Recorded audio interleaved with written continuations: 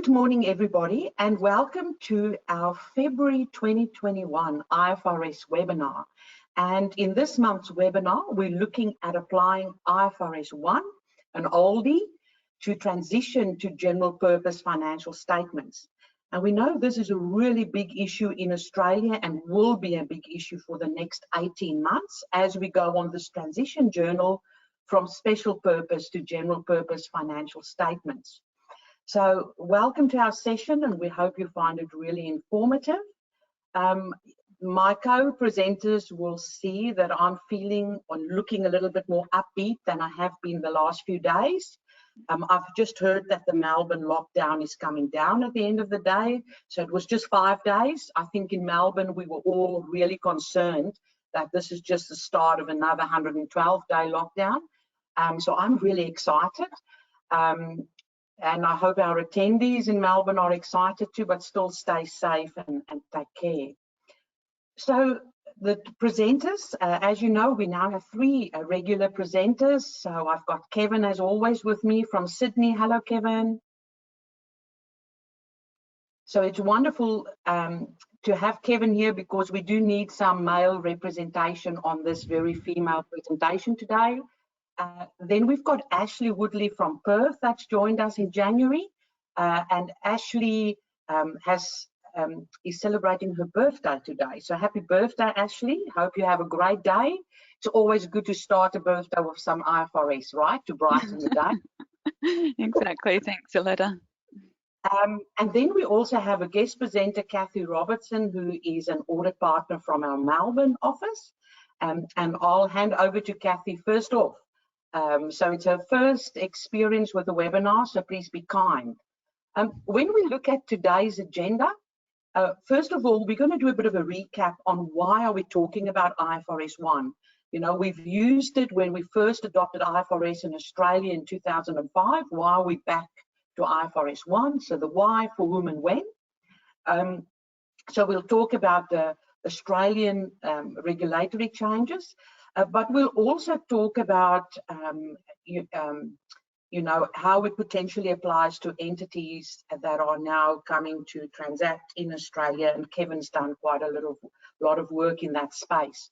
And then, so that's a little bit of an introduction.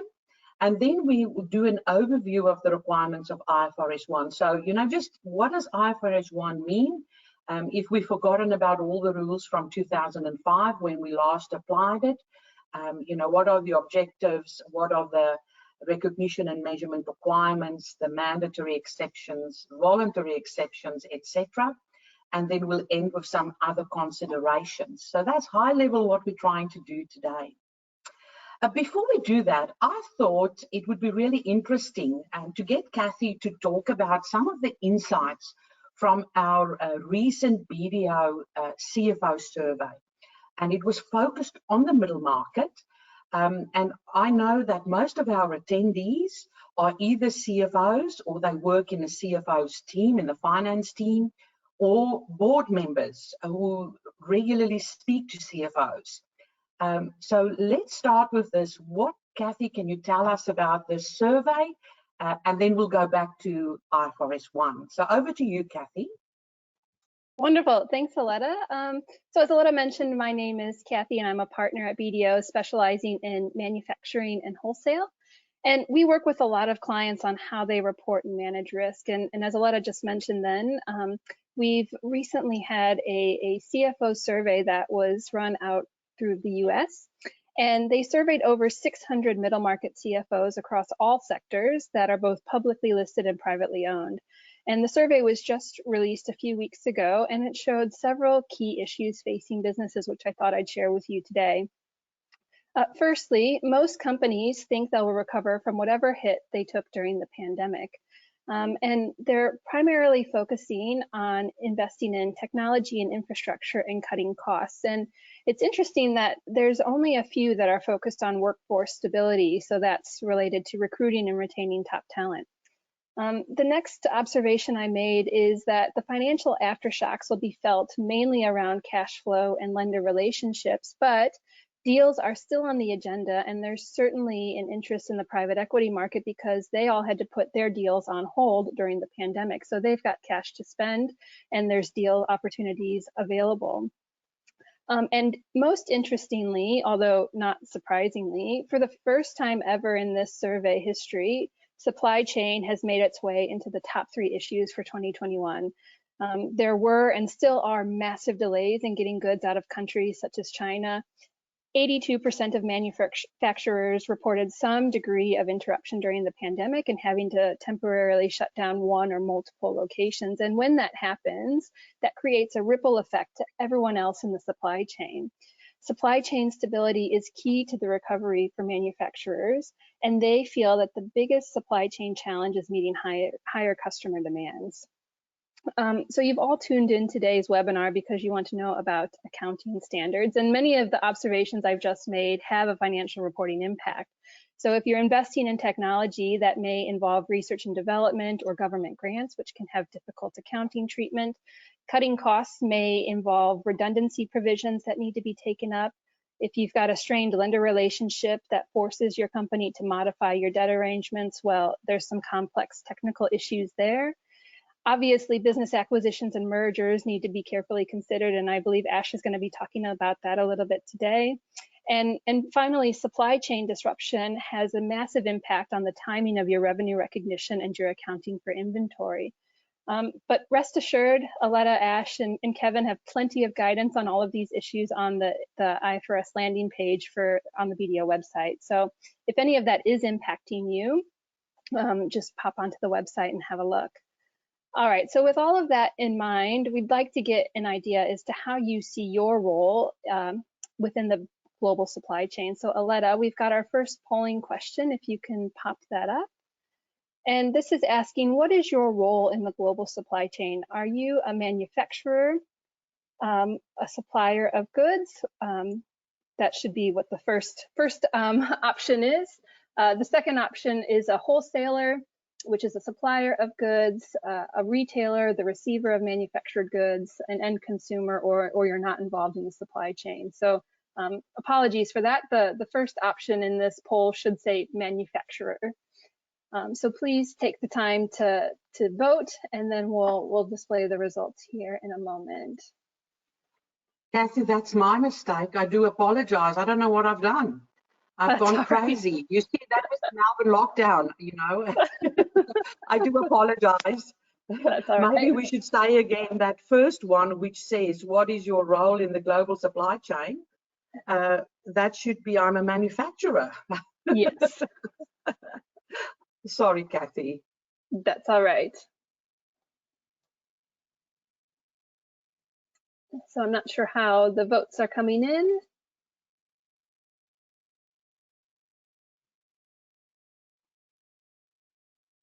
Kathy, at the moment, we've got around 55% of attendees that's voted, so that's amazing. I'll just repeat again, you know, that first one that says, what is your role? It's just a repeat of the question. It should say, I'm a manufacturer. So I'm thinking we've got 60% of attendees voted. So happy for me to share the results, Kathy? Yes, yep, that'd be great.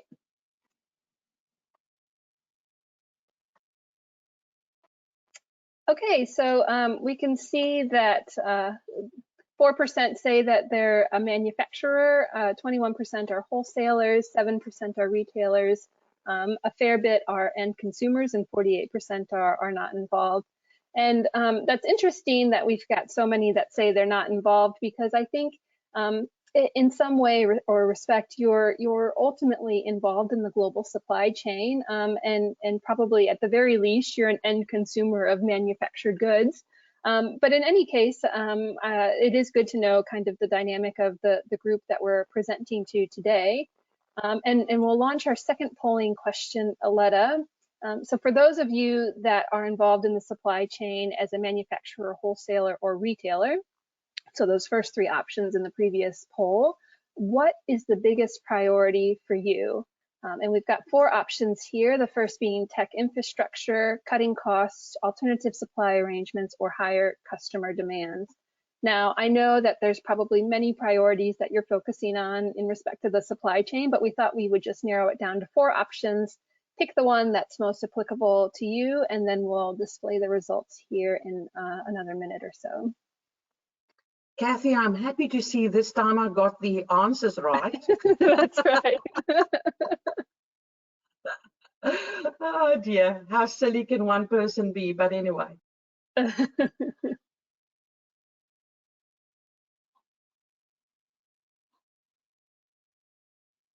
So the voting is going quite well. I think we've got about 20% of people voted. So, you know, what are you looking at? Tech infrastructure, cutting costs, alternative supply arrangements, higher consumer demand. What we're seeing from a tech infrastructure space, that could be any that's you know, looking at end-to-end visibility over the supply chain. You may have heard of Uber Freight, which is gaining a lot of momentum in the US to help smaller logistics companies optimize their loads and minimize the amount of empty miles. Yeah, customer demands certainly are a key point, but let's maybe see, Aletta, if we can display the results. Yes, so at the moment, about 40% of people voted, so thank you very much. I'll share what we found. Fantastic. So it is actually a pretty even split here. Tech infrastructure, cutting costs, and alternative supply arrangements kind of evenly split, and then higher consumer demands taking the tail end of that. And that is interesting because the US survey actually showed meeting customer demands was the top priority. In fact, 76% of manufacturers we're looking to introduce a plan for aftermarket services, and that's to help maintain recurring revenues when demand for new purchases are low.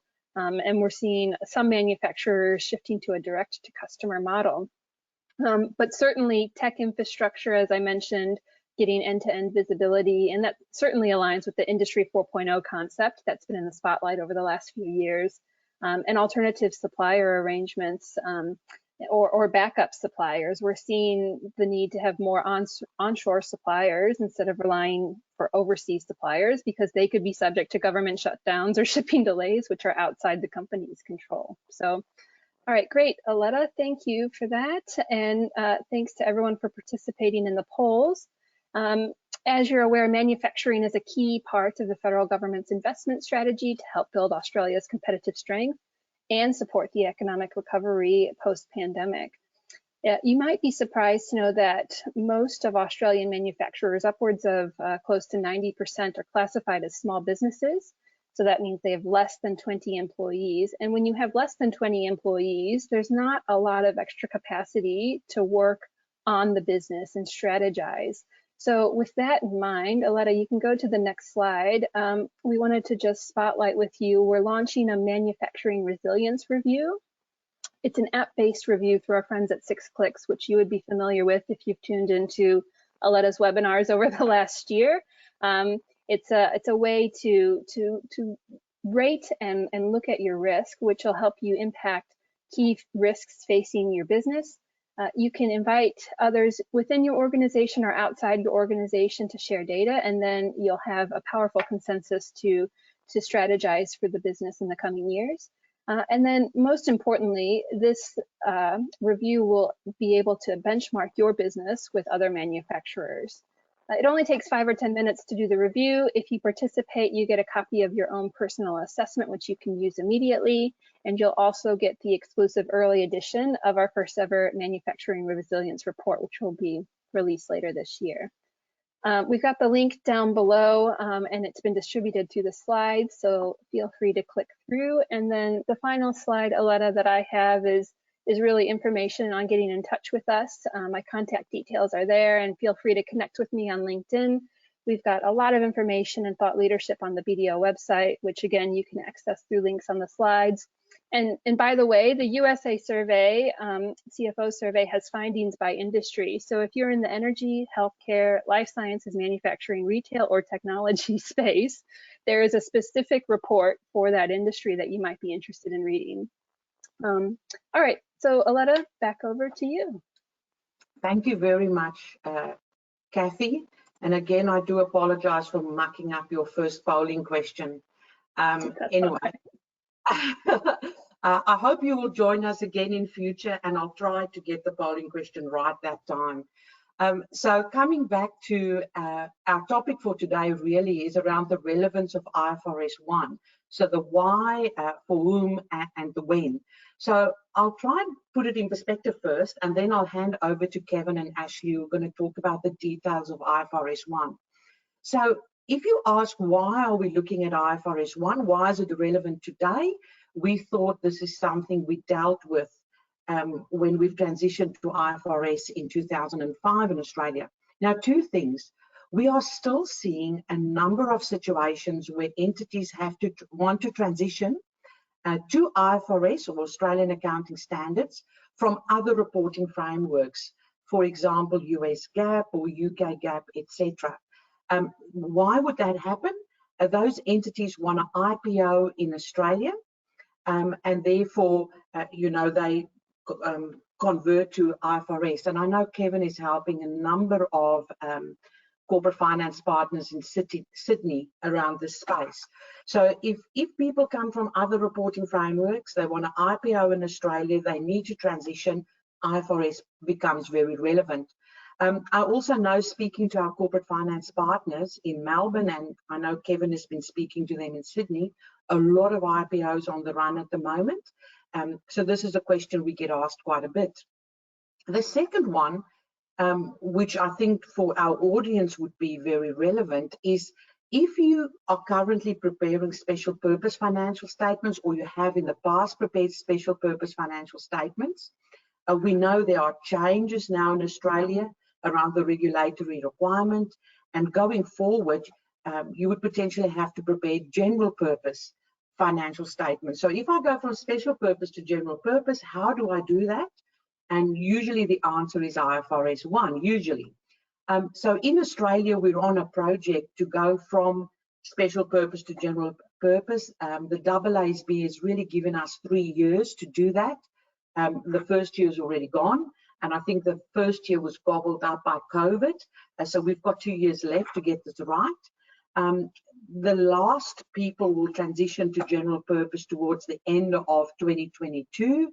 And then really important that entities assess, do I want to transition using IFRS 1, or will I transition using IAS 8 or AASB 108? So if you've done special purpose in the past and you have to change under the new regime, IFRS 1, really important. I thought I might give a bit of an overview. As you know, it wouldn't be a letter webinar if there's no diagram with a bit of color splashed in between. And I focused here on for-profit entities because we know the regime, the regulatory requirements for for-profits are already in place. So if for-profit entities transition from special purpose to general purpose, you have to first assess, so, what have you done in the past? And then, how do you get to the future? So on the left-hand side in blue, I've said if you now, under the new rules, have to prepare separate financial statements. So you do not control other entities, so you don't have to consolidate. So you are now required to do separate financial statements, and obviously these financials will be general purpose financials. You have to ask, what have I done in the past? Now, on the far left, I've got, if you've previously applied all the recognition and measurement requirements of the Australian Accounting Standards or IFRSs in your special purpose financial statements, really for you, for this transition process, you don't apply IFRS 1 or IAS 8, it's not available. And really, why is it not available? Because you actually continue to do what you've always done. You've done all the recognition and measurement under special purpose. Now you do the same recognition and measurement under general purpose in your separate financials. You just continue. So you don't have the ability to reset anything under IFRS 1 or IAS 8. And I've added there, the only thing really that would be different for you is you now come into the new disclosure regime. which could either be all the disclosures or it could be simplified disclosures, but that's actually the new angle for you. However, if you now have to prepare separate financials, general purpose financial statements, and you've previously not applied all the recognition and measurement requirements in your special purpose financials, this is going to be a big shift, because you will now have to do all the recognition and measurement in these separate general purpose financial statements. And therefore, on transition, you can now decide to either apply IFRS 1 or you can apply IAS 8, and you've got an additional complication after that to do the new disclosures. So that's where there's a bit of work. It gets more complicated when we go to the right-hand side of the diagram, where we look at a situation where going forward, you have to prepare consolidated financial statements, consolidated general purpose financial statements. Because it could be that in the past, you've done all the recognition and measurement in your financial statements, and therefore, you've done all the recognition, all the measurement, and important, you've done consolidated financial statements. So you've done it all in the past. Really, what changes for you? You're going to just continue. You're not going to apply IFRS 1 or IAS 8 because you're not allowed to reset any asset values. You continue to do what you've always done. And again, the kicker, new disclosures. That's the only new thing.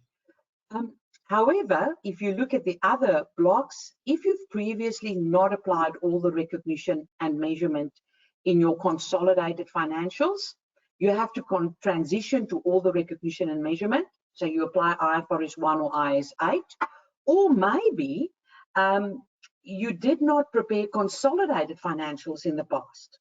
And I separate these two because in the past, there's always been this debate whether consolidation is a disclosure aspect or recognition and measurement aspect. So it doesn't really matter what your view was in the past. If you haven't done all the recognition and measurement, or you haven't done consolidated financial statements, you have to transition and you have to choose to use IFRS 1 or IAS 8, and then we've got the disclosure aspect on top of that.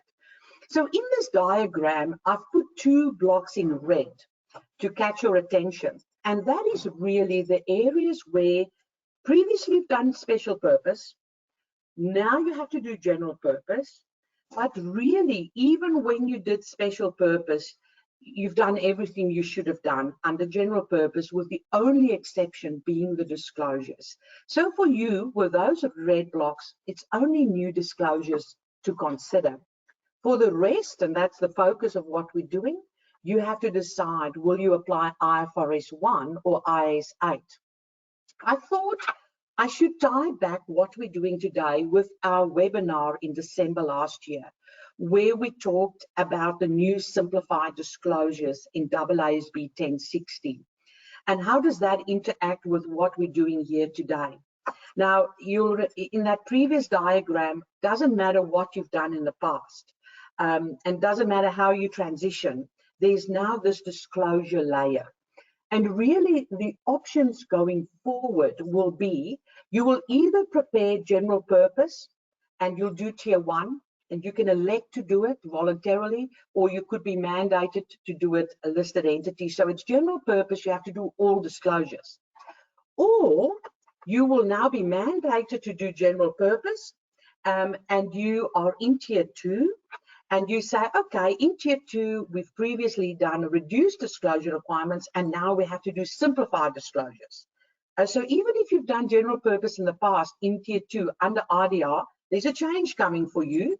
But for everybody moving from special purpose to general purpose, there's going to be a disclosure change. Either everything, tier 1, or simplified disclosures in tier 2. And then there could be some entities that will continue to do special purpose, few and far between, but it is possible.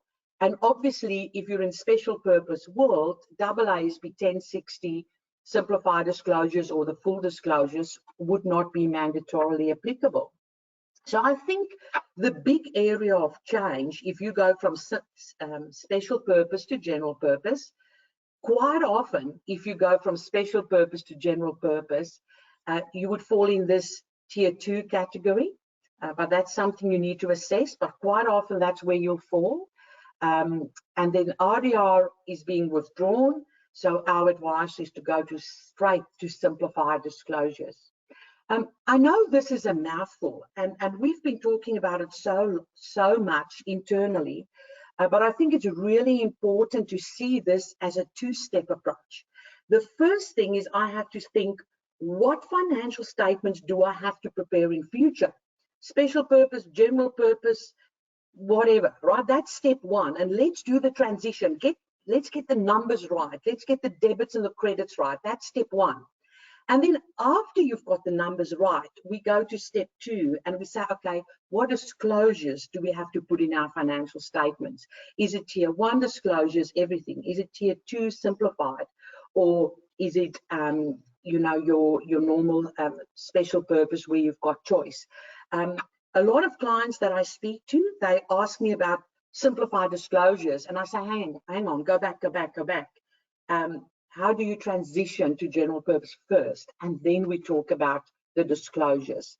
So holistically, I would say there's two big steps here, two big phases. The next question really is, when do we transition from special purpose to general purpose?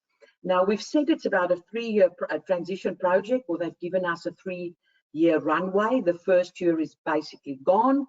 So if you look at that middle block, for 30 June 2021 or for 31 December 2021, you can early adopt the preparation of general purpose financials under the new regime, and also the accompanying disclosures under AASB 1060. You can.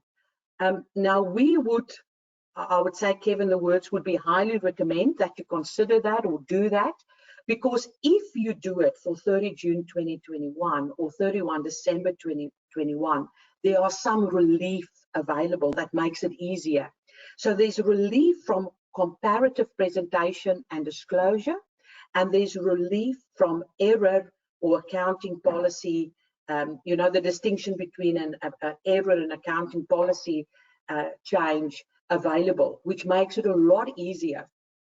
Now, if you wait for the mandatory dates, 30 June 2022 or December 2022, you know, it will be more work because you have to do all the comparative presentation and disclosure, etc. So what we've said is effectively, if we look at the next slide, Kevin will explain it, but effectively you have to apply IFRS 1 from 1 July 2020. It's just a question of when will you do all the work. Are you going to do the work for 30 June 2021?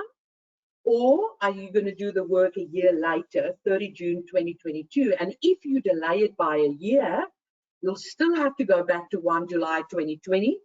And then you don't have all this relief available. So that's why we're saying get on with it, get it done. So Kevin, I think I'll hand over to you to talk through these beautiful timelines that you've put together to maybe explain better why it's better to go now. Thank you, Aletta, and it is good to hear you all joyous again following the lockdown announcement. Hopefully it's the last. We hold our thumbs for you. And hello, everybody. Hello, Kathy. Hello, Ashley. It's good to see you again. Thanks, Aletta. So this slide was, as Aletta pointed out, put together kind of at the dead of night last night, because I felt like I needed in my own mind to start to put this down in a diagram. Aletta always talks about a diagram and a picture, and she's starting to rub off on me. So I guess I needed a diagram as well. Because we are starting to see, shall we call it, an advisory angle starting to take place here. It's starting to come down to it now, where we actually are getting questions like, what do you recommend? That is now happening more and more. And it is obvious to us that this is a 3-year timeline, one year of which is gone. And it's tying very nicely into Kathy's comments about business transformation and those types of aspects, because the first lesson in this is that it's not just a change from a general purpose, from a special purpose to a general purpose. That might be what it conceptually is, but it actually drives a whole bunch of things through the organization. Things like accounting systems, valuers, reports, and all those types of system-generated accounting system information which perhaps you don't have. So the question is coming probably not so much about the comparative information and the comparative reliefs, although that's one part of it, but the work involved is also a deciding factor, and that is what a number of our clients are looking at. They see this coming. Some of them are taking the business transformation angle and actually sort of going in a direction of, well, let's actually get our systems improved and let's buy some software and do cloud-based accounting systems, which we haven't had before, and almost as an excuse to get those capital investments through, which they weren't maybe able to do in the past, under the guise of we're changing from special purpose to general purpose. So putting this diagram together, what is this telling us? Well, there's really two main alternatives that are emerging in my mind, but very clear, there aren't only two alternatives. The two I'm going to present now are really just two takes on what I call sort of the two main ones that I'm starting to see emerge, but there are a number of alternatives and a number of variables that you can go with. These two I put together because I wanted to talk to you about how the comparatives work and show you what the wording is in IFRS 1 and show you how it links back to IAS 8 and those sorts of variables. Now, I did try and combine a July year end and a January year end in this diagram. I think when I looked at it again this morning, I thought maybe I shouldn't have done that. Maybe I should have just stuck with a June or a January. But you know, I know you're all highly intelligent, so you can spend some time and figure it out. But really, what we have on the screen is 2021 financial year and 2022 financial year. 2020 is gone, and the assumption is that you were preparing your financials under special purpose. And that would have been your penultimate year. So you're in your final special purpose year right now. The mandatory timing option is the one you're going to be left with when you've left it till the end. This is the last one that you can undertake, and that is when you actually adopt your first general purpose financials in the 2022 year. So bottom right and right of the diagram, that'll be your first current period that is stated in accordance with IFRS or AASB. Now, remember, you're moving from special purpose to general purpose. So you've never really complied fully with accounting standards or Australian accounting standards. Most companies would lodge recognition and measurement accounts with ASIC, but they haven't got the disclosure right. And to be honest, a lot of them don't actually have full recognition and measurement, which is what Aletta was referring to earlier. Now, the mandatory timing option is going to leave you really with only one choice, and that's to do comparatives under IFRS, which means restating the 2021 year, the one in the middle. And the way you do that is the normal approach in IFRS is to head to IFRS 1, which is the first time adoption of IFRS. And that tells you essentially how do you adopt IFRS for the first time. It really is you create a balance sheet on the date of transition, which in this case will be the first day of the comparative year because you're preparing comparative information, and you will restate and recreate a balance sheet that is in compliance with IFRS. Now, we'll get to that later. Ashley's got some words around that, so I won't get too much into the detail, but I think this is the obvious one. We've all seen this. Couple of terms, date of transition is probably the most important one. It actually has a meaning in IFRS 1. That's the date that you're essentially going to throw the old out and put the new in. And for those of you who've never done a consolidation before, but where you should, you'll do your consolidation for the first time on 1 July 2020 or 1 January 2021, whichever it is, and you'll have adopted IFRS and off you'll go. The next slide, if we move along, is what I call one of the early timing options. Now, this is just one of the available alternatives. It's probably the most common because most organizations on special purpose miss the 2020 year. And what this one looks like is something like this. When you look at your financials in your 2021 year, the one you're currently in, you might make a decision to go early. This is the early adoption option. So instead of it being your final special purpose year, halfway through the year or at the end of the year, you suddenly make a decision to actually move to general purpose. So that suddenly becomes your first general purpose financials in 2021. So you actually miss the final special purpose. You go from penultimate to first general purpose. What this does is it hurries everything along a little bit. And you'll see in this situation that the option available is that you don't have to do comparatives in a restated form. Now, that's one of the options. You can restate, you can apply various alternatives, but this is the, shall we call it, the purest shortcut way to essentially get you onto IFRS as quickly as possible in the 2021 year and not restate comparatives. Now, it will look like it's easier on the face, especially in drafting the financials. But of course, as with everything in IFRS, that doesn't mean that's what's going to happen when we get down the track. We'll talk about that a little bit later in this webinar. Now, what actually happens under this particular option, and bearing in mind, this is just one of the available alternatives. So this was just one that I played around with, is you will restate your opening balance sheet in the current financial year. That's different to the IFRS 1 option where you actually restate the comparatives to IFRS as well.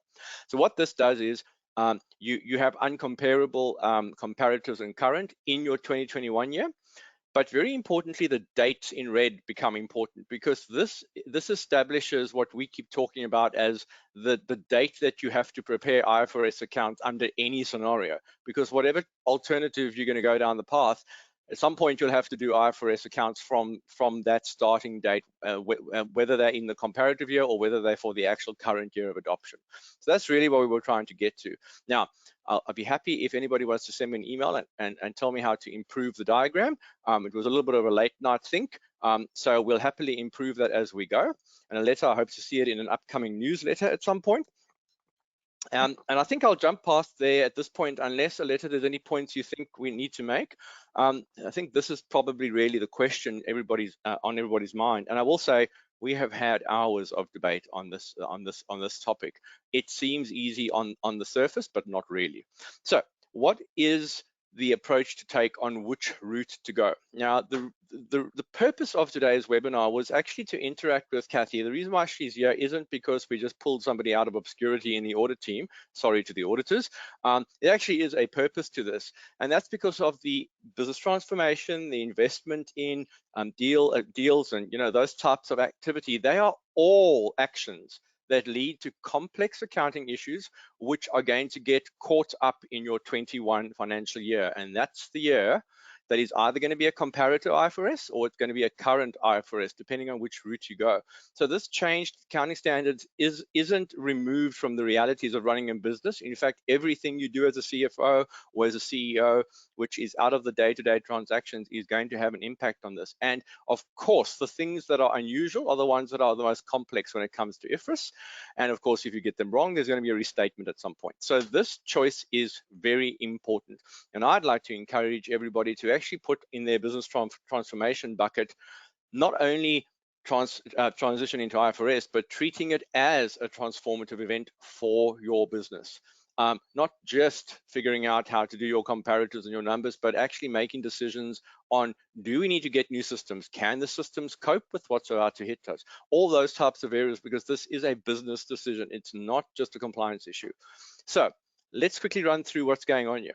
IAS 8 or AASB 108, most of you will remember this as the one that deals with accounting policies and estimates and so forth. And the concept here is simple. When you make an error and you have to fix it, you restate the comparatives. That's where the IAS 8 concept of go back, fix it, and do a retrospective application. But what that means is you go back and you do a retrospective application on the transaction as far back as the transaction. And that establishes the concept. You might only restate the comparatives for the effect of it, but if you've always accounted for something wrong, you go back to the start, account for it correctly, and report to the effect of that in at least the comparative and current year. That is the IAS 8 version. And in a way, I think it's actually the harder one. I think it's harder because you need so much more information for such a longer period into the past, especially when you're running into things that Kathy's been talking about, goodwill, all those types of mergers, acquisitions, and those types of events are generally obscure the longer away we get from them. On the other hand, IFRS was designed to cope with that. So IFRS, if you remember, was actually designed to shortcut those problems. The idea of IFRS really is to say, look, you know what? You really only have to go back to a date of transition, which is the first day of your comparative year, and we call it quits. We shake hands. IFRS gives a little, the entity gives a little bit, we compromise, and we say that's our starting point for IFRS. We kind of forget what happened before. You can't really forget everything, but you kind of forget, and you make a clean break from your old accounting standards and you move it into the new accounting framework. And there's all these transitional provisions which allow you to essentially deal with the hard stuff, things where you don't have information, historical information. there's a shortcut. Those are the exceptions. And there's mandatory and voluntary exceptions, which we'll also get to a little bit later in this webinar session. So that's really the two concepts under IFRS 1 and IAS 8. The problem is that you're going to find yourself getting stuck into one or another, almost not on an optional basis where you get to choose, because sometimes it's actually just your circumstances are going to push you down the road. So if you're leaving it to mandatory transition for special purpose or general purpose, and you leave it till 2022, I would say you're going to get pushed into IFRS 1 pretty quickly. Because you're going to find that you can virtually not do the IAS 8 one because you won't have all the information, and you're going to run out of time, and there's going to be all this pressure. Whereas IAS 8 is probably a valid option now that you've got time to think about it. And this is the other thing that's really cool about this, and this is what Aletta and I get excited about all the time. This is not just about restating numbers. There is an opportunity here to fix your numbers up. Now, some of you will hear more than just opportunity, but there's an incentive there, because what's going to happen is you're going to get to fix your balance sheet and create a situation where your balance sheet is reflected of proper IFRS. It's gone through a process. It's gone through, systems generated information. You've essentially validated everything, and you also get to possibly choose accounting policies that fit your life cycle as a business. Every entity has life cycle stages, and we believe that accounting policies should be adapted and changed according to the options and available alternatives as the life cycle keeps moving. And this is a time to clean house. So the question is, when do you clean house? This year or next year? That's the key one. And the next one after that will be, which transition option are you going to go? Because your asset and liability numbers will be different. Now, very importantly, this option only applies to the tier 2s. If you are tier 1 reporter, you're doing IFRS 1. That's what you're doing. You're stuck in that. It's an international standard. So this choice between IFRS 1 and IAS 8 really just sits at the tier 2 level, the special purposes, and off you'll go. The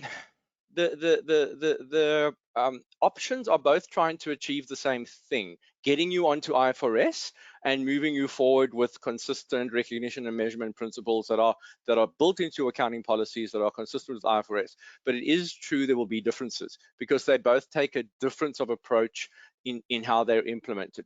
The IAS 8 option is a all the way back restatement, whereas the IFRS 1 is essentially only back to the comparative year, and there's exceptions built into it, that some of them are mandatory and some of them are voluntary. So there are definitely differences. We're going to give you a different answer. I think that's probably it. There's a little mumble on that slide. Aletta, should I just keep going on this one in terms of why you would do, or do you want to comment? This was your slide that you put together. I'll keep rolling. So why would an entity want to transition early? Well, these are the obvious reasons, and we've been putting these out there for some time now. If you don't have comparative information in the past available for your 2021 year, for example, and you're going to incur a large amount of cost to go and gather that information, it's an easy one. You take the easy transition year, because getting the information to do comparative disclosures is actually maybe difficult. And of course, restating comparatives, the early adoptions, you don't have to restate the comparative numbers, even though you might be working out the effect of the change all the way back. That's going to disappear by the time you get, the closer to the 2022 year. And then, of course, there's a big one, which we're not really talking about much today, and that's if there are errors. So if you've claimed recognition and measurement compliance in your special purpose accounts with IFRS, and during this process you find an error in the way you've applied it, and it's not quite in line with the IFRS, you get to have certain relief in how you present that and account for that, which will not be available to you by the time you get to the IFRS full transition method in your 2022 year. So there's a lot of information and various alternatives that would push you into the go early, because you get more relief for errors and things that are not quite in line with IFRS. But I'm going to add just a little bit more into that discussion, which is on the next slide, which is the strategic or the business level decisions that directors should be looking at. And that is really, I think I might have actually taken that out. This really is to actually just think about this as a business issue. Don't think about this only as go early and information, but go see this as a proper project management type opportunity to get this bedded down properly, systems in line, maybe it's a software acquisition, maybe it's a cloud system that's going to be implemented, and you essentially get fresh start thinking on the way you approach your financial reporting and the accounting systems. Now, we've got a lot still to get through, and we have been jabbering on a little bit, so I'll hand this one over. I think, Ashley, you're going to be taking this one. So overview, am I correct? I think you were going to do the first part of this one, and I think I might have added some. Kevin, I think you're throwing Ashley under the bus. Okay, all right. Well, let's keep rolling then. Let's keep rolling. The overview of the requirements to IFRS. It's certainly true that I've added a lot in this section, so let's go. I think this is just checking off that we've covered it all. If you're in IFRS 1, prepare an opening IFRS balance sheet on the date of transition, which is your comparative period, the one that you're presenting as your comparative, the first day of that. We have already mentioned the IAS 8 route, which I won't get into too much here again because it's not technically IFRS 1. And I will actually also say that the AASB 1058 reference there should actually say AASB 1053. It was just a bit of a mis insert last night, so just forgive me for that. The idea of IFRS 1 is to prepare recognition and measurement requirements for IFRS compliance, and by inference, that means your accounting policies have to be realigned. Now, those recognition and measurement requirements become your ongoing basis for your systems and financial reporting in your organization from that point forward. And as I've mentioned already, under the IFRS option, there are some exceptions that are applied, both mandatorily and voluntary exemptions. The reason why they exist is this: they don't want you to do all this information gathering for years and years and years and years and years ago if you're not going to find the information anyhow. So there's a pragmatic cost benefit outcome. Those are the voluntary exemptions, but that also means that if you have the information, you don't have to apply the exemption. You can actually apply the information you have all the way back. And then the mandatory exceptions, these ones you have to apply under IFRS 1, and these are the ones that prohibit you making an adjustment based on hindsight. We don't like hindsight in IFRS. So going back to your comparative period and making adjustments. These exceptions don't appear in IAS 8. So that's just something to bear in mind. You won't have access to them under that route. That might be a good thing or a bad thing. You need to consider that at the board and management level. So those are the requirements of IFRS 1. If you read that, it'll say that. The problem with IFRS 1, which I think is on my next slide, is what it doesn't say. And this is where I'm coming back to what Kathy's been talking about in terms of business transformations and so forth. Aletta, I don't know if you're still there. If you can move the slide, would be. I'm actually going to jump over that one because we dealt with it last time. I'm actually heading to the one which is after that. What don't they tell you about in IFRS 1, or for that matter in IAS 8? Now, this was me just actually blue sky thinking last night, because the thing that is not in IFRS 1 or IAS 8 is the actual work behind the scenes to actually get this process off the ground. IFRS 1 just tells you prepare financials, accounting policies that are in compliance with recognition and measurement of the IFRS. What it doesn't do is tell you how to run your business in terms of operational governance, risk, and technological aspects. And with IFRS, you're going to find very quickly, if you really comply with it properly, the big question is, can your systems really cope with everything that's expected of you going forward? And so my assertion today is to essentially say, let's use this as an opportunity to essentially go broader than just moving to general purpose, but actually get our processes and systems, able to support essentially this big move. Now, obviously, different entities will have different needs, but that's obviously what you'll go through in terms of putting a project plan together and so forth. And so really, this is the time to do that. All right, so I think one of the big decisions which we are still wanting to get is the way forward and these voluntary and mandatory exemptions. So we'll come back to that in a moment. But really, what I'm trying to encourage from this is good implementation of an IFRS project plan. Now is the time to put that together, starting to talk about this, familiarizing this in the organization with proper project objectives. And my recommendation is to actually set up a proper project management team to deal with this. Make sure it's properly resourced, make sure it's running, and I know this is a good idea because we're getting requests to do this already from clients. And so this is an evolving science in terms of engagements going forward. The two biggest areas I think I'd really like to encourage, and this comes back to Kathy's section at the beginning, is really business transformation. And in my world, in terms of IFRS, the biggest area of investment is clearly in software, in terms of accounting systems that just can't cope. And then also complex, unusual transactions, convertible notes, which are your financing arrangements, also something that Kathy spoke about. I think if I get an Excel workbook again from a client trying to deal with these things, I may just actually need to take a holiday, because the deals are getting much more complicated as we're moving forward, and we're doing everything in Excel, and of course that doesn't really work. So that's my message of the day, is what is the way forward? And I'm going to throw this out because I think on the next slide, we deal with the mandatory exceptions. Now, these are going to introduce high level. There are really 4 in terms of IFRS: estimates, derecognition, financial assets and liabilities, hedge accounting, and non-controlling interests. So those are there. You must comply with those if you're in IFRS. I will get to the detail in a moment. And then the next one is the voluntary exceptions. Now, there'll be a test on this at the end of the session.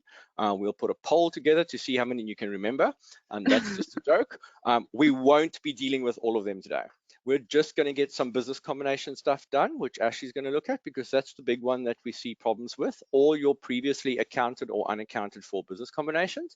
But keep your eyes peeled for the rest of the year as we move forward. I'm sure there'll be more material coming from our accounting news and so forth as we get into this topic more and more.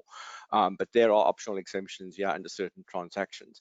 And one of the big ones is deemed cost for assets used in operations, which I think Ashley is also in the voluntary section, if I remember. So we'll deal with that one. I see that one all the time. We'll make a comment around that. Now, Aletta, I think there's a couple more slides on the way forward. And this is the one I wanted to talk about in terms of a 5-phase IFRS transition project. This isn't dreamt up. There is actually a Canadian endorsed, it's called an IFRS conversion project management roadmap.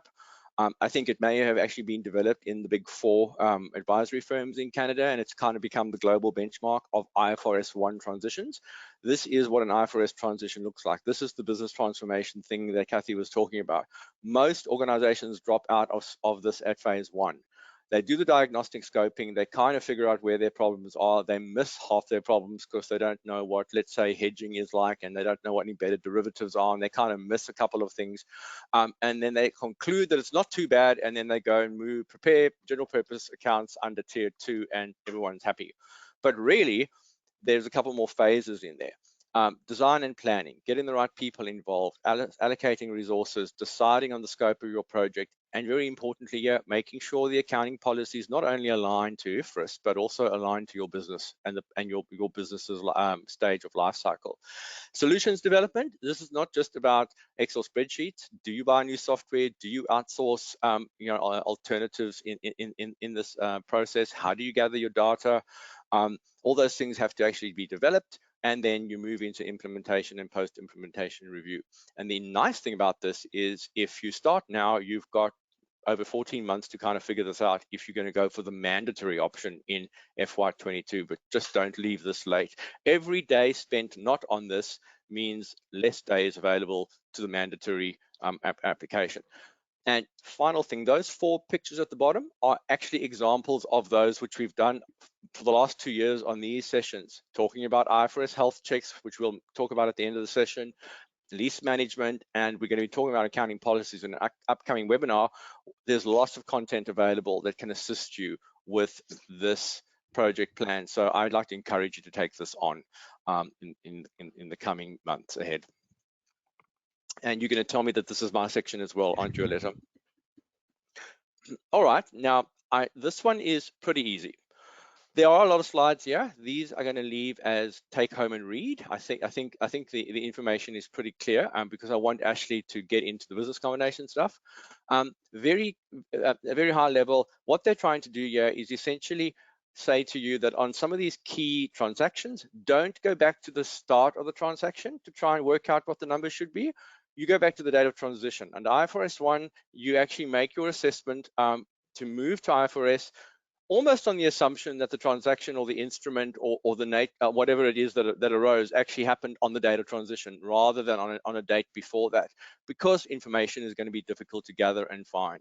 So you don't actually need to go through this with you, because if you read them, you'll see the same theme coming out. Don't use hindsight in your estimates. You've got to use the information that was available at the time. And that's true for really anything in IFRS, fair value measurements and so forth. Financial instruments, don't go back to the day of the transition to do your financial asset and liability classifications and so forth. Do it at the date of transition and make the adjustment accordingly. Obviously, there's an exception to everything on the screen right now, but we won't get into that now. When we move forward to impairment of financial assets, so this is expected credit loss. We're only just starting to perfect that, so a lot of organizations haven't got that one nailed yet. But same thing here is go back to the date of transition. Don't go further or gather information if there's undue cost and effort involved. That's a bit of a judgment, and there's some exception rules that go with that as well. The key takeaway is date of transition is what you're trying to do your assessments at. Now, we put this in. So the IFRS 3-stage impairment model, this is stage 1, 2, and 3. And the big thing here with transitioning to IFRS is that you actually have to redo your assessment at the date of transition of which stage your debtors are in. So you can't just assume that if they were a stage 2 debtor on your transition date, that's what they are on transition. You actually have to do a relative assessment at that point. And you will find that the financial instrument standard transition works like that essentially throughout, is assess, assess, assess on the date of transition. And then we move forward to embedded derivatives. Embedded derivatives, also a nasty one, but it's the same thing. It's especially on the financial asset, where there was an IFRS 9 adjustment when it moved from IAS 39. Make those assessments at the transition date and make adjustments accordingly. The big thing here is that if you actually had to do a full retrospective under IAS 8, you'd get a completely different answer, because under IAS 8, you actually do need to go back to the date of origin of these transactions and these debtors and these embedded derivatives and do a full retrospective calculation. And that's the difference between IAS 8 and IFRS 1, or the big difference, at least in terms of their impact. So same thing with embedded derivatives. Hedge accounting, nightmare.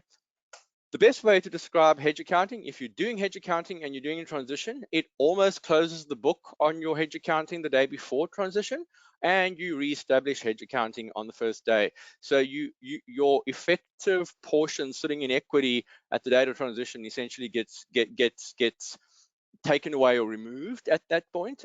That's a very oversimplified way of thinking about it, but this does come as a galloping shock to a number of people who do this, is that essentially you close your book on your hedging on transition and almost start again, and that could have consequences. So everything gets reassessed on transition date, and you can see that with the detail we're giving you.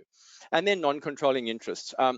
I feel I might actually defer on this one, because Ashley does deal with the business combinations again in her section. So that one is there's elements of the business combination that are mandatory. And Ashley, I did see them in your section, so I kind of let you do those, and we'll just refer to them when we get there. And then the government loans. This is an interesting one. No one did this correctly in the past, and also if you're not doing this now already, you're probably getting it wrong. If you get a government loan, and we are in the era of, I guess, government loans and below market loans, government loans that are given at a below market interest rate or at no interest rate were traditionally recorded at face value, and that wasn't clearly true, because the fair value was obviously not the face value, and on a discounting basis it was worth less. That difference has to be accounted for at transition date. If you were doing an IAS 8 adjustment, you'd actually go back retrospectively and correct the error, whereas here you get a bit of a free pass on transition. And there will be an adjustment for most government loans, because most of them are interest bearing or below interest bearing. But there are rules on how you account for that difference on transition. You don't account for it as a gain under the government grant standard. You actually account for it under IFRS 9, which essentially is probably going to be a day one profit, which actually needs to be accounted for under IFRS 9. It has a very different answer than if you just treated it as a government grant. But loans after transition will go back to working, well, first heading to the government grant standing and then applying IFRS 9 to it again. So what this is essentially trying to do is get your error corrected and give you the correct way of accounting for it beyond transition, because these have an ongoing impact. They don't only impact your transition date, they essentially also change the effective interest rate over the period of the loan. So you've got to take that into account after the IFRS transition date, and we're seeing more and more of these. So I would just put that out there. And with that, I introduce Ashley. Thanks, Kevin. That was a big session, but you're so right. It's so critical to start thinking about this now, and it's a great idea to set up a project plan sooner rather than later. We recently have been through this with the 3 new big standards and know how complex and difficult things can get if entities don't have the right software and processes in place. So good idea to get everyone thinking about it now. All right, so the business combinations exemption. So in my opinion, this is probably the most beneficial exemption, or at least seems to be for my client base. And before I get into it, just to highlight that this is only applies to business combinations as defined under IFRS 3. So you do need to consider whether past transactions would qualify as a business combination.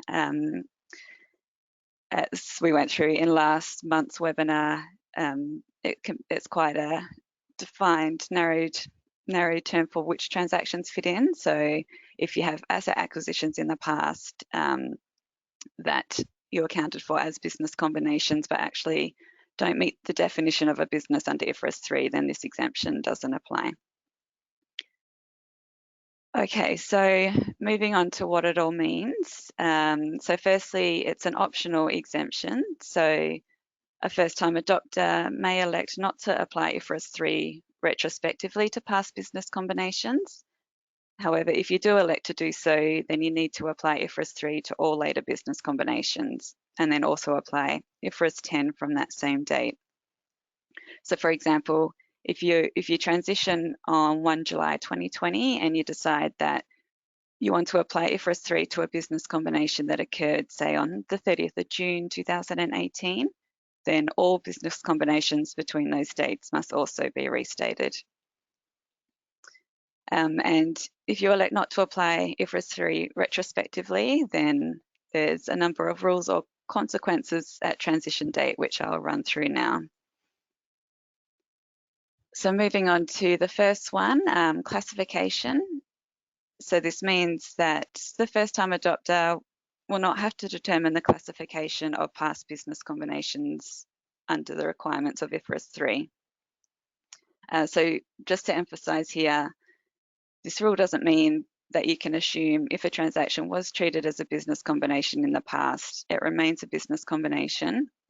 As I previously mentioned at the start, your first step is first to ensure that you are within IFRS 3 with your transaction. But rather, this rule is talking about the different types of business combinations that are within the scope of IFRS 3, and then not having to reassess the different accounting treatments under these different types of business combinations. So, for example, if a previous business combination should have been classified under IFRS 3 as a reverse acquisition, but was treated as a straightforward business combination, then this exemption means that you don't have to go back and restate that acquisition. Moving on to the next rule, basic recognition rule. So this means that you shall recognise all assets and liabilities at the date of transition that were acquired or assumed in a past business combination, other than certain financial assets and financial liabilities that were derecognised already, and also assets and liabilities that were not recognised in the acquirer's consolidated financial statements and also would not qualify for recognition in the separate financial statements of the acquiree. The entity must exclude items it recognised under its previous GAAP that do not qualify for recognition as an asset or liability under IFRS. And then the change resulting from these recognition or derecognition of such assets and liabilities should be accounted for as an adjustment of retained earnings, However, if the change results from recognition of an intangible asset that was previously subsumed within goodwill, it should be accounted for as an adjustment of that goodwill and of the related deferred tax and non-controlling interest, if any. And if the change results from derecognition of an intangible asset that now does not qualify for recognition, it shall reclassify that item as part of goodwill. So a quick example I won't go over given the time, but this just shows that a business combination that had recognised a brand name intangible asset, which would now not qualify for recognition under IAS 38, so that must be derecognised and the journal goes against goodwill. Rule 3, subsequent measurement under IFRS is not based on cost. So some standards require subsequent measurement of certain assets and liabilities on a basis other than original cost. So even if the first-time adopter does not apply IFRS 3 retrospectively to a business combination, such assets and liabilities must be measured on that other basis, so such as the fair value basis in its opening balance sheet. Any change in the carrying amount should be accounted for as an adjustment of retained earnings or other component of equity, such as an asset revaluation reserve. Rule 4 is deemed costs. So for assets and liabilities that are accounted for on a cost basis, the carrying amount of assets acquired and liabilities assumed in that business combination is their deemed cost immediately after the business combination. Moving on to Rule 5, so where we've got assets and liabilities not previously recognised. So for an asset acquired or a liability assumed in a past business combination may not have been recognised, however, would now need to be recognised if the acquiree would be required to recognise it in its own separate opening balance sheet.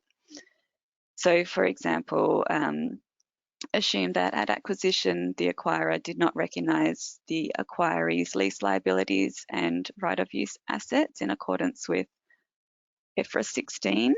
So then at transition date, these must now be recognised only if they still exist, and the resulting adjustment reflected in retained earnings. However, if there was a customer list that was not recognised, it would still not be permitted to be recognised because you cannot capitalise internally generated intangible assets under IAS 38. So for those instances, there would be no adjustment there. So intangible assets acquired as part of a business combination that were not recognised will rarely be recognised on first-time adoption. So then Rule 6, which reinforces this last point, which is that the carrying amount of goodwill in the opening IFRS compliant balance sheet shall be its carrying amount in accordance with the previous GAAP applied at the date of transition after making the following 2 adjustments. So firstly, the carrying amount of goodwill is increased when an entity reclassifies an item that it recognised as an intangible asset in accordance with their previous accounting policies, and decreases the carrying amount of goodwill if the entity is required to recognise an intangible asset that was previously subsumed in recognised goodwill. So these adjustments are applied on a net basis after making any adjustments to deferred tax or non-controlling interest. And it's important to note that this change is accounted for prospectively, so does not, for example, reverse the cumulative amortization on that item that it previously recognised as an intangible asset. And then the second adjustment to goodwill is to recognise any impairment on transition date. So regardless of whether there are any impairment indicators, goodwill must be tested for impairment in accordance with IAS 36. And any resulting impairment loss is recognised in retained earnings. and the impairment test must be based on conditions at the date of transition. Rule 7, if we move on, still talking about goodwill, and it states that there should be no other adjustments to goodwill. For example, no reversal of previously recognised amortisation on goodwill. And then Rule 8, which I'm sure is going to be the most popular, is applicable for entities that may not have consolidated a subsidiary that was acquired in a past business combination. So, for example, because the parent were doing special purpose and didn't prepare consolidated financial statements. So a first-time adopter applying the business combination exemption should measure the carrying amounts of the subsidiary's assets and liabilities in its consolidated financial statements at either the same carrying amounts as in the IFRS financial statements of the subsidiary if the subsidiary had applied all recognition and measurement requirements, or if it has not, then the carrying amounts that the IFRSs would require. And then the deemed costs of goodwill equals the difference at the date of transition between the parent's interest in those adjusted carrying amounts of the subsidiary's net assets and the cost in the parent's separate financial statements of its investment in the subsidiary. And if the cost of the subsidiary is lower than the parent's proportionate share of net assets, the difference is just taken to retained earnings.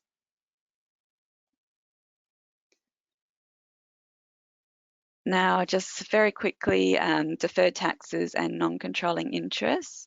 So any resulting change in the carrying amount of DTLs, DTAs or NCI should be recognised by adjusting retained earnings unless they relate to adjustments to intangible assets that are adjusted against goodwill.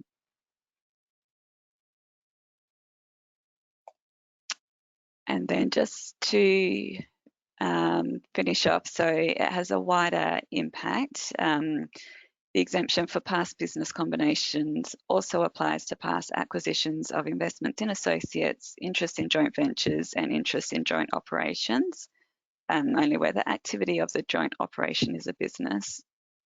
So the selected date for the first restatement of business combinations will also be applied to the restatement of these other acquisitions. So as Aletta and Kevin have previously discussed, this exemption allows for fresh start accounting. So if you have a business combination in the past where there were intangible assets that you would want to be recognised, then you have the choice to retrospectively restate that business combination using IFRS 3. And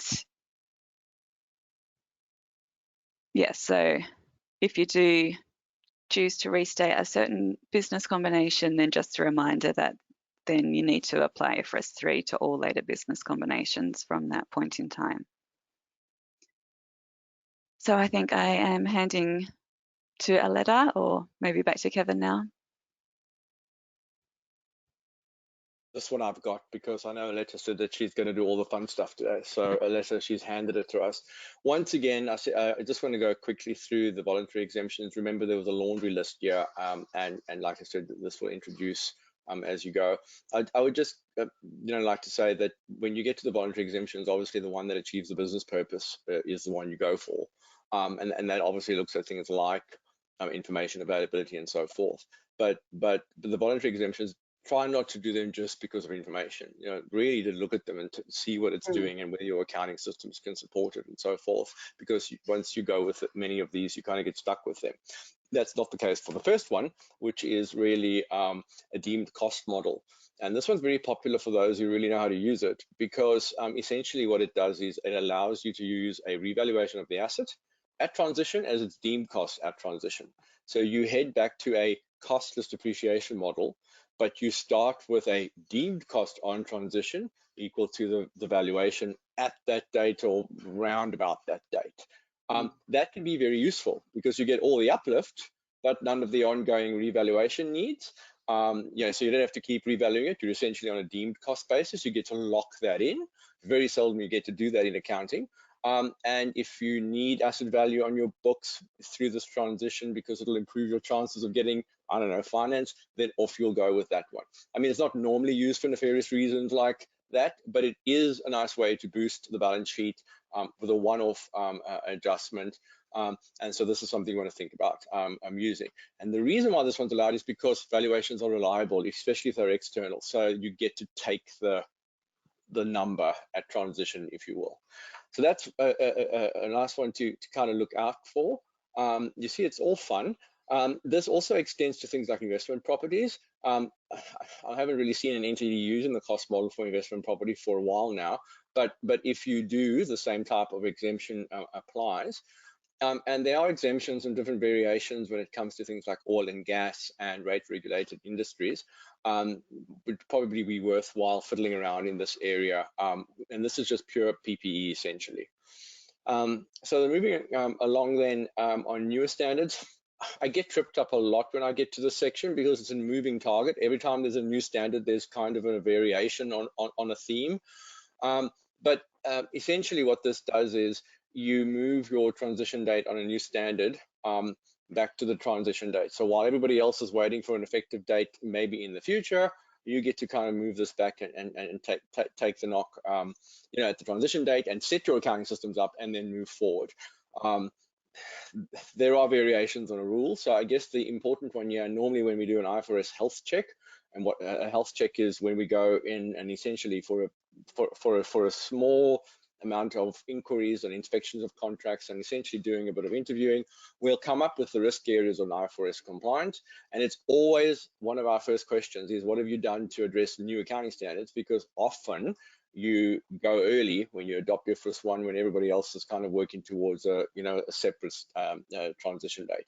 Might have missed a couple of variables out in that slide, but I'll let you read that one in your own time. And then other considerations, and I'll just go right into this, is these are a little bit up in the air. They're not exactly linked to specific transition issues, but just to bear in mind that if the reason for you moving to IFRS and using IFRS 1 is actually, for example, for a planned IPO, there will be some differences in the way you might apply this, especially when you consider that for IPO statements or prospectuses, you actually have to put more than 2 years worth of historical information in there, and so that number would need to be adjusted for IFRS more than just into the comparative year.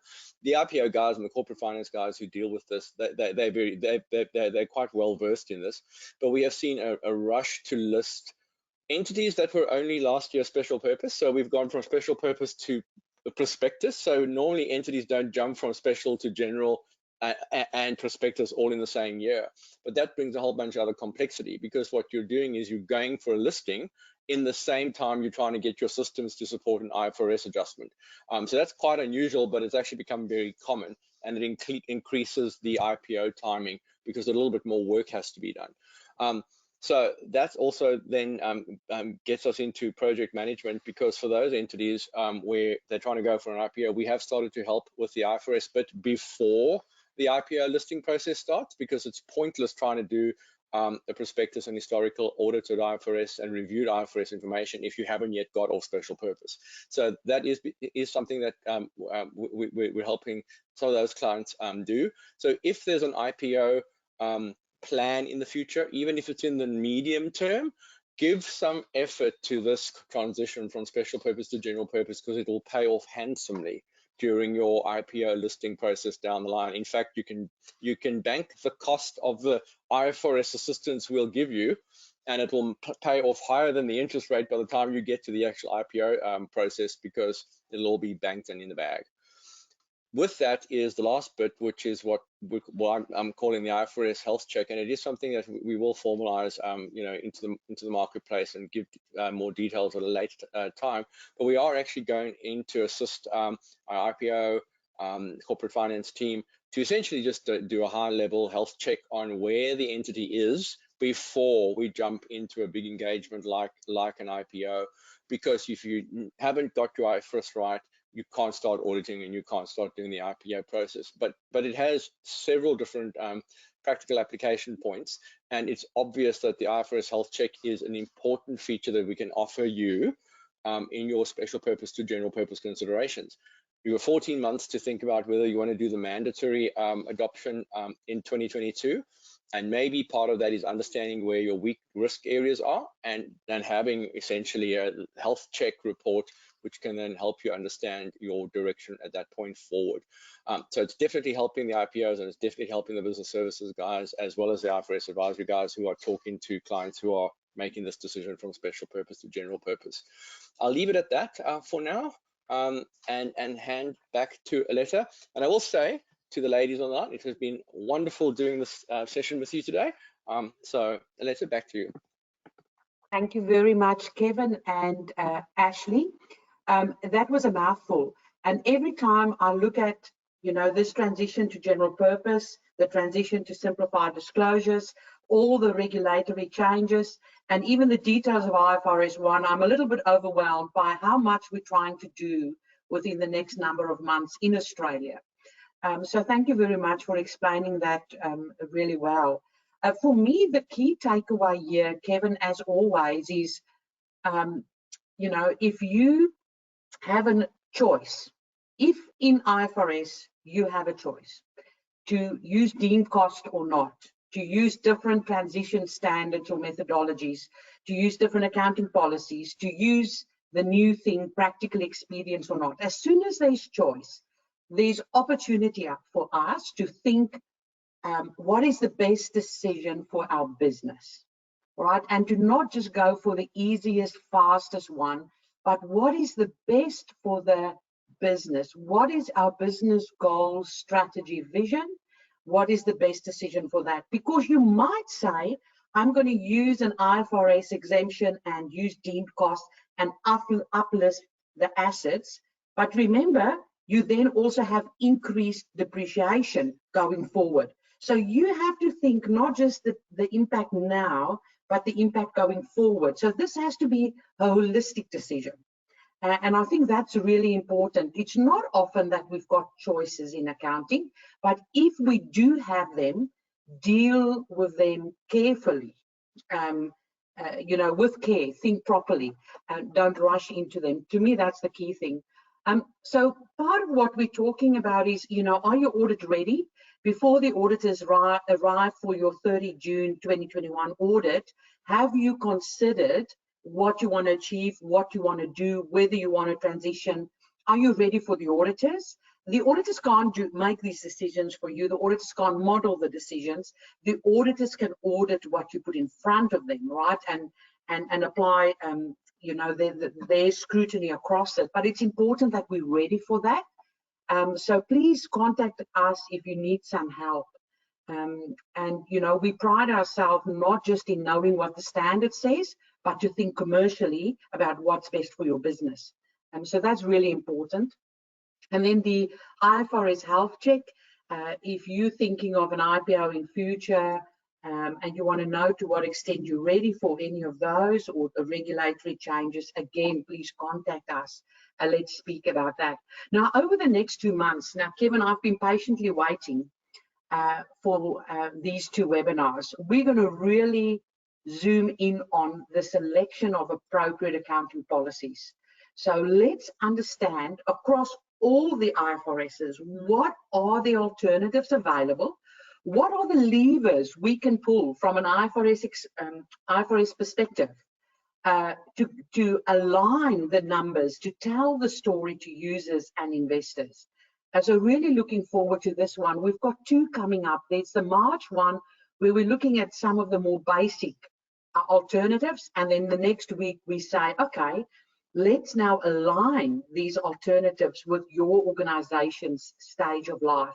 So I can't wait for them. I hope you will join us for those webinars over the next 2 months. To all of you, thank you very much. Our partners, if you want to contact us, our details, our team, and Kathy, a very big thank you for you to not just present, but actually stay the course with our IFRS people, and for the valuable contribution you've made to our clients, to those in Melbourne. It's not long now. We can count down the hours so we can go and have a coffee and have lunch and see some people. For the rest of the country, stay safe, stay out of lockdown, and we're looking forward to speak to you again next month. Goodbye. Goodbye, everybody.